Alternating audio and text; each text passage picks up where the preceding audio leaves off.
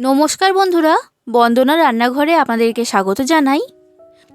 মুসুর ডালের অনেক রকম রেসিপি আমি আপনাদের সাথে শেয়ার করেছি, তবে আজ যে মুসুর ডালের রেসিপিটা আপনাদেরকে বানিয়ে দেখাবো, এটা একদমই সহজ আর কম সময় তৈরি হয়ে যাওয়া খুবই দুর্দান্ত স্বাদের একটা রেসিপি।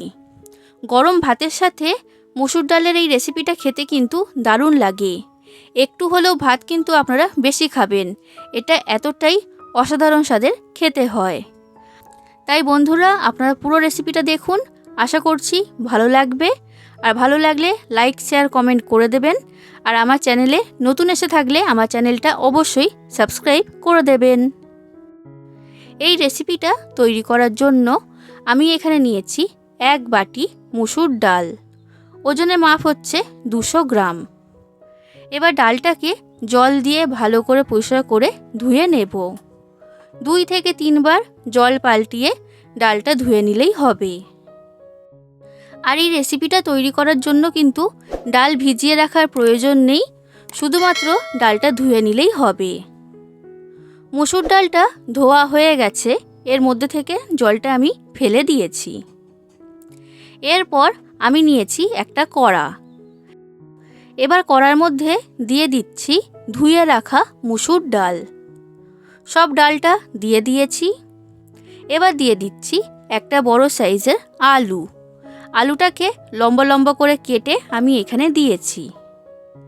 এরপর দিচ্ছি 2টো মাঝারি সাইজের পেঁয়াজ। পেঁয়াজটাকেও সরু আর লম্বা করে কেটে দিয়েছি। এবার দিয়ে দিচ্ছি টমেটো। একটা বড় সাইজের টমেটোকে সরু আর লম্বা করে কেটে দিয়েছি। এরপর দিচ্ছি কাঁচা লঙ্কা। 4 থেকে 5টা চেরা কাঁচা লঙ্কা আমি এর মধ্যে দিয়ে দিয়েছি। এবার কয়েকটা মশলা আমি এর মধ্যে দিয়ে দেব। সবার প্রথমে দিচ্ছি 1/2 চামচ হলুদের গুঁড়ো। এরপর দিচ্ছি 1/2 চামচ লঙ্কার গুঁড়ো। আপনারা যতটা ঝাল খেতে পছন্দ করেন সেই অনুযায়ী দিয়ে দেবেন। 1/2 চামচ ধনে গুঁড়ো এর মধ্যে দিয়ে দিলাম। এবার দিচ্ছি স্বাদ অনুযায়ী লবণ আর 1/2 চামচের মতো চিনি। চিনিটা এখানে অবশ্যই ব্যবহার করবেন, মিষ্টি দিলে এই ডালের টেস্টটা কিন্তু খুবই ভালো হয়। এবার দিচ্ছি সর্ষের তেল। 4 থেকে 5 চামচের মতো সর্ষের তেল দিয়েছি। তেলটা এখানে খুব বেশি লাগে না, অল্প করেই দিতে হবে। তবে কিন্তু এখানে সর্ষের তেলই ব্যবহার করবেন, সাদা তেল ব্যবহার করলে কিন্তু হবে না, এটা আপনারা খেয়াল রাখবেন। এবার এই সব কিছুকে আমি ভালো করে মেখে নিচ্ছি। আর হাত দিয়ে এটাকে মাখতে হবে, আর এইভাবে চেপে চেপে ভালো করে সময় নিয়ে মেখে নিতে হবে। বন্ধুরা, আপনাদের যদি এই রেসিপিটা ভালো লাগে তাহলে অবশ্যই লাইক করে দেবেন, যতটা সম্ভব ততটা বেশি করে শেয়ার করে দেবেন, কমেন্ট করে জানাবেন কেমন লেগেছে রেসিপিটা। আর আমার চ্যানেলটা যদি এখনও পর্যন্ত সাবস্ক্রাইব না করে থাকেন তাহলে অবশ্যই আমার চ্যানেলটা সাবস্ক্রাইব করে দেবেন। সব কিছুকে ভালো করে ডালের সাথে মাখিয়ে নিয়েছি। এবার এই মাখা মুসুর ডালটাকে আমি ঢাকা দিয়ে রেস্টে রেখে দিচ্ছি 15 মিনিটের জন্য। 15 মিনিট হয়ে গেছে বন্ধুরা, কড়া ঢাকনাটা খুলে নিয়েছি। মুসুর ডাল মাখাটা এখন ভালো মতো সেট হয়ে গেছে। এবার আমি রান্নার দিকে চলে যাচ্ছি। গ্যাস অন করে কড়াটা গ্যাসের মধ্যে বসিয়ে দিলাম। এবার কড়াটা গরম হয়ে যাওয়া পর্যন্ত আমি অপেক্ষা করব। কড়াটা গরম হয়ে গেছে। এবার এই মাখা মুসুর ডালটাকে আমি ভেজে নেব। গ্যাসের ফ্লেমটা মিডিয়াম ফ্লেমে রেখে 2 থেকে 3 মিনিট এটাকে ভেজে নিতে হবে। এইভাবে ভেজে নিলে মুসুর ডালের টেস্টটা কিন্তু খুবই ভালো হবে। 2 মিনিটের মতো আমি এটাকে ভেজে নিয়েছি। এবার লো ফ্লেমে রেখে কড়াটা ঢাকা দিয়ে আরও 1 মিনিট এটাকে ভেজে নিতে হবে। 1 মিনিট পর কড়া ঢাকনাটা খুলে নিয়েছি। মুসুর ডাল মাখাটা ভাজা হয়ে গেছে, এর থেকে বেশি ভাজবো না। এবার দিয়ে দিচ্ছি পরিমাণ মতো জল। জলটা একটু বেশি করে দিতে হবে, যাতে মুসুর ডাল, আলু এইগুলো সব যেন জলের মধ্যে ডুবে থাকে।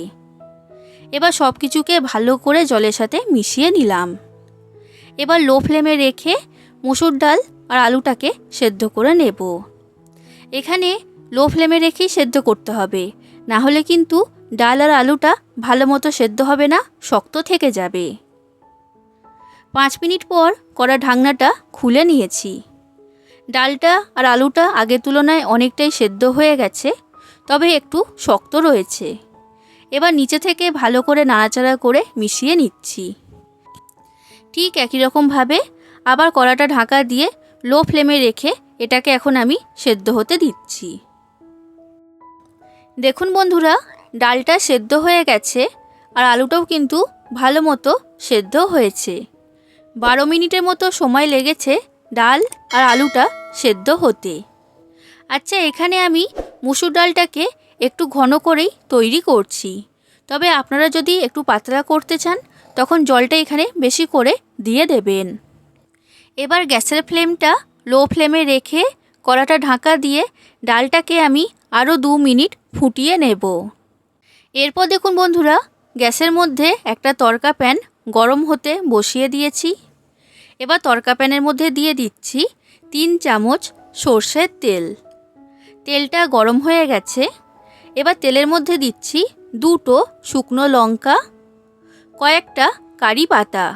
কারি পাতা দিলে মুসুর ডালের টেস্ট খুবই ভালো হয়, তাই এটা আমি এখানে ব্যবহার করেছি।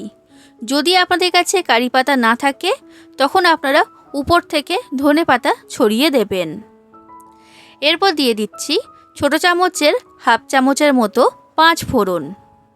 কয়েক সেকেন্ড নাড়াচাড়া করে এইগুলোকে আমি ভেজে নিলাম। খুব সুন্দর একটা গন্ধ বের হচ্ছে। তরকাটা আমার তৈরি হয়ে গেছে। এরপর কড়া ঢাকনাটা খুলে নিয়েছি। এবার এই মুসুর ডালের মধ্যে গরম অবস্থাতেই তরকাটা আমি দিয়ে দিলাম, আর তরকাটা দেওয়ার সাথে সাথেই ভালো করে ডালের সাথে মিশিয়ে নিচ্ছি। এটা মেশানো হয়ে গেছে। এবার কড়াটা ঢাকা দিয়ে দিচ্ছি আর গ্যাসের ফ্লেমটা আমি বন্ধ করে দিয়েছি। এবার এইভাবেই আমি বসিয়ে রেখে দেব 5 মিনিট। 5 মিনিট পর কড়া ঢাকনাটা খুলে নিলাম। তৈরি হয়ে গেল দুর্দান্ত স্বাদের মুসুর ডালের একটা রেসিপি। এটা আপনারা ভাত, রুটি সব কিছুর সাথেই খেতে পারবেন। খেতে দারুণ লাগে। আর রেসিপিটা বাড়িতে ট্রাই করবেন, আর কেমন লেগেছে সেটা আমাকে অবশ্যই কমেন্ট করে জানাবেন। আজ আসি বন্ধুরা, আবার দেখা হবে অন্য কোনো দিন অন্য কোনো রেসিপির সাথে। ধন্যবাদ।